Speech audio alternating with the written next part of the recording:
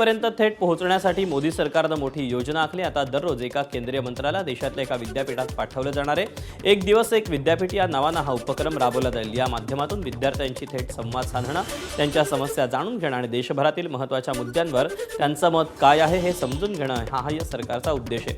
नीट पेपरफुटीच्या मुद्द्यावरून देशभर विद्यार्थ्यांनी उग्र आंदोलनं केली होती। या आंदोलनात जेनझी तरुण मोठ्या संख्येनं सहभागी झाले होते। त्यामुळेच या पिढीच्या समस्या समजून घेण्यासाठी सरकारनं हा उपक्रम हाती घेतल्याची माहिती सरकारी सूत्रांनी दिली आहे।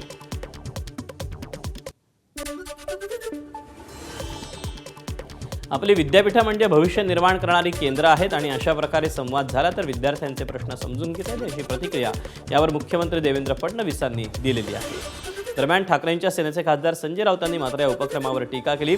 आता तुम्ही कुठेही गेले तरी जेनझी तुमच्यासोबत येणार नसल्याचं राऊत म्हणाले।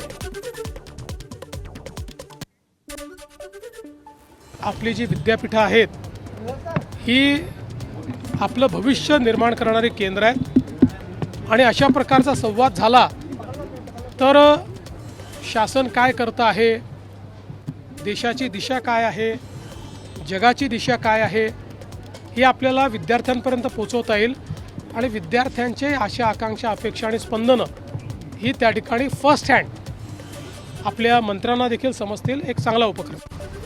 आता तुम्ही विद्यापीठात जा किंवा इंटरनॅशनल स्कूलमध्ये जा किंवा कुठे जा, जेनजी तुमच्याबरोबर येणार नाही आहे। जेनजीने तुमचं ढोंग ओळखलेलं आहे। म्हणजे सर्व मंत्र्यांना सांगितलं आहे त्यांनी जा बरं का, सर्व मंत्र्यांना। कठीण आहे, या प्रधानमंत्र्यांचं खरोखर कठीण आहे। अरे कामं करा ना आपापल्या खात्याचे आणि चांगलं काम करा की। आता तुम्ही मन वळवायला चाललं काय जेनजीचं? ठीक आहे करू द्या। यातून त्याचा मूर्खपणा जास्त उघड होतो आहे।